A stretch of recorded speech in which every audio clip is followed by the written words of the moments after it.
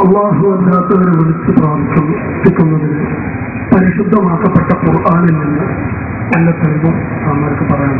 അള്ളാഹു അല്ലാത്ത മഹാരഥന്മാരെ വിളിച്ച് പ്രാർത്ഥിക്കുന്നതിന് വിശുദ്ധ ഖുർആനിൽ വല്ല തെളിവും ഉണ്ടോ എന്നാണ് അദ്ദേഹം ചോദിച്ചത്. സുന്നികളാരും അള്ളാഹു അല്ലാത്ത മഹാരഥന്മാരെ വിളിച്ച് പ്രാർത്ഥിക്കാറില്ല, അവരോട് സഹായം ചോദിക്കാറുണ്ട്. ഈ സഹായം ചോദിക്കലിന് പ്രാർത്ഥന എന്നോ അതല്ലെങ്കിൽ ടെക്സ്റ്റൈൽസ് എന്നോ എന്ത് പേരിട്ടാലും ശരി, സുന്നത്ത് ജമാഅത്തിന്റെ ആളുകൾ അള്ളാഹു അല്ലാത്ത മഹാരഥന്മാരോട് വിമർശിക്കപ്പെടുന്ന രൂപത്തിലുള്ള പ്രാർത്ഥന നടത്താറില്ല എന്ന് ആദ്യമായി ഓർമ്മപ്പെടുത്തുകയാണ്. ഇവിടെ സാധാരണക്കാരെ തെറ്റിദ്ധരിപ്പിക്കാൻ വേണ്ടി സുന്നിയേതര കക്ഷികൾ നടത്തുന്ന ദുരുപയോഗം ചെയ്യുന്ന ഒരു പദമാണ് പ്രാർത്ഥന എന്ന് പറയുന്നത്. യഥാർത്ഥത്തിൽ വിശുദ്ധ ഖുർആനിൽ 237ഓളം സ്ഥലങ്ങളിൽ എന്ന് തുടങ്ങിയ ഇവർ ദുരുപയോഗം ചെയ്യാറുള്ള പദങ്ങൾ പരാമർശിക്കപ്പെട്ടിട്ടുണ്ട്. അല്ലാഹു അല്ലാത്ത മഹാരഥന്മാരോട് സഹായം ചോദിക്കുക എന്നത് ആ പരാമർശിക്കപ്പെട്ട പദങ്ങളിൽ ആരാധന എന്നതിന്റെ പരിധിയിൽ വരുമ്പോലെ വിമർശിക്കപ്പെടേണ്ടതുണ്ട്. അല്ലാഹു അല്ലാത്ത മഹാരഥന്മാരോട് പ്രാർത്ഥിക്കുക അതുകൊണ്ട് തന്നെ സുന്നികൾ ആരും പ്രയോഗിക്കാറില്ല. ഒരു ഖുതുബിയത്ത് നടത്തുന്ന ആൾ മൊയ്തീനോട് പ്രാർത്ഥിച്ചു എന്ന് പറയാറില്ല.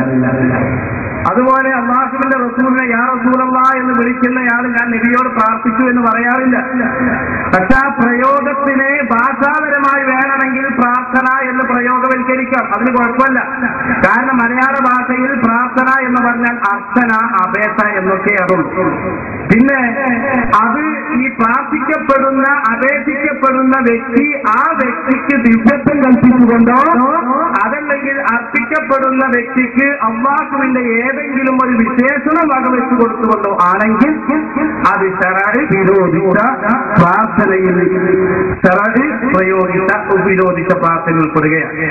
ചുരുക്കത്തിൽ പ്രാർത്ഥന എന്നാൽ രണ്ട് വിധമുണ്ട്. ഒന്ന് സാങ്കേതിക ഭാഷയിൽ ആരാധനാ പരിധിയിൽ വരുന്ന പ്രാർത്ഥന, രണ്ടാമത് കേവലം അപേക്ഷ, വണക്കം, യാചന തുടങ്ങിയ പദങ്ങളിൽ പ്രയോഗിക്കപ്പെടുന്നത്. ഏതായിരുന്നാലും ഈ രണ്ട് വിധത്തിലുള്ള പ്രയോഗമുണ്ടെങ്കിൽ അതിൽ അല്ലാഹു അല്ലാത്തവരോടുള്ള പ്രാർത്ഥന വിലക്കപ്പെടുന്നത്, അപേക്ഷ വിലക്കപ്പെടുന്നത് ഈ അപേക്ഷിക്കുന്ന വ്യക്തി അപേക്ഷിക്കപ്പെടുന്ന ശക്തിയെപ്പറ്റി എന്ത് വിശ്വസിക്കുന്നു എന്ന നിലക്ക്.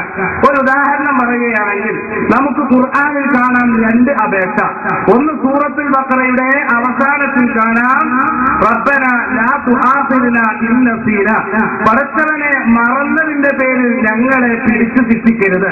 ഇതേപോലെ ഇതേ അർത്ഥത്തിൽ ഇതേ ആശയത്തിലുള്ള അപേക്ഷ കാണാം അൽ-കഹ്ഫിൽ ബഹുമാനപ്പെട്ട മൂസാ നബി അലൈഹിസ്സലാം ഖദർ നബി അലൈഹിസ്സലാമിനോട് അപേക്ഷിക്കുന്നു ലാ തുആഖിദ്നി ബിമാ നസീതു, മറന്നതിന്റെ പേരിൽ പിടിച്ചിരിക്കരുത്. രണ്ടും ഒരേ ആശയല്ലേ, രണ്ടും ഒരേ അർത്ഥമല്ലേ? അതെ, ഒന്ന് അപേക്ഷയാണ്, ഒന്ന് പ്രാർത്ഥനയാണ്. കാരണം റബ്ബന ലാ തുആഖിദ്നാ എന്ന് അല്ലാഹുവോട് നടത്തുന്ന അപേക്ഷ, ആ അപേക്ഷ നടത്തുന്ന വിശ്വാസിയുടെ കരുത്തല്ല.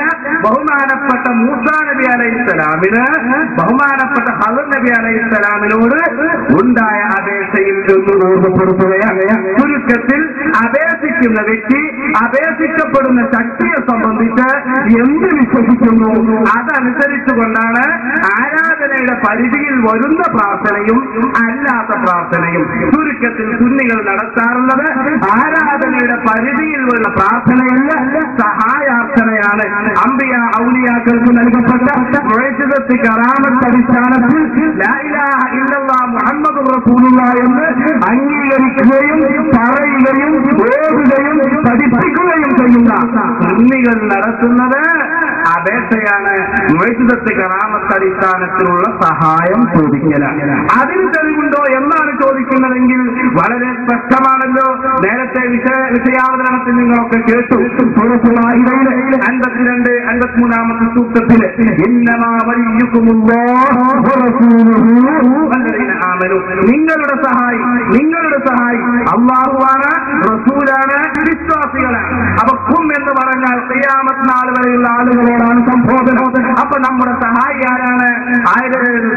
അൽമനാറിൽ തന്നെ വളരെ വ്യക്തമായി കൊണ്ട് തന്നെ പറഞ്ഞു, വലിയുടെ അർത്ഥം സഹായി എന്നാണ്. അപ്പൊ നിങ്ങളുടെ സഹായി അല്ലാഹുവാണ്, റസൂലാണ്, വിശ്വസിച്ചവരാണ്. ആ സഹായിക്കുന്ന അല്ലാഹുവിനെയും റസൂലിനെയും ഔലിയാക്കളെയും സഹായിയാക്കിയാൽ അവർ അല്ലാഹുവിന്റെ പാർട്ടിയാണ്. അപ്പൊ അല്ലാഹുവല്ലാത്ത മഹാരഥന്മാരെ രക്ഷാകർത്തകളും സഹായികളുമാക്കുന്നത് അത് അല്ലാഹുവിന്റെ പാർട്ടിയാണ്. അല്ലാത്തത് ഏത് പാർട്ടിയാണെന്ന് നിങ്ങൾ ചിന്തിക്കുക എന്ന് ഓർമ്മപ്പെടുത്തുന്നു. മുഅ്ജിസത്ത് കറാമത്ത് അടിസ്ഥാനത്തിലുള്ള സഹായം ചോദിക്കലും അപേക്ഷിക്കലും നിരവധി സ്ഥലങ്ങളിൽ വിശുദ്ധ ഖുർആനിൽ മറ്റു സ്ഥലങ്ങളിലും ഉണ്ട് എന്ന് ഓർമ്മപ്പെടുത്തുകയാണ്. എന്റെ ചോദ്യം ഉസ്താദിന് ശരിക്കും മനസ്സിലായിട്ടില്ലാന്നോ?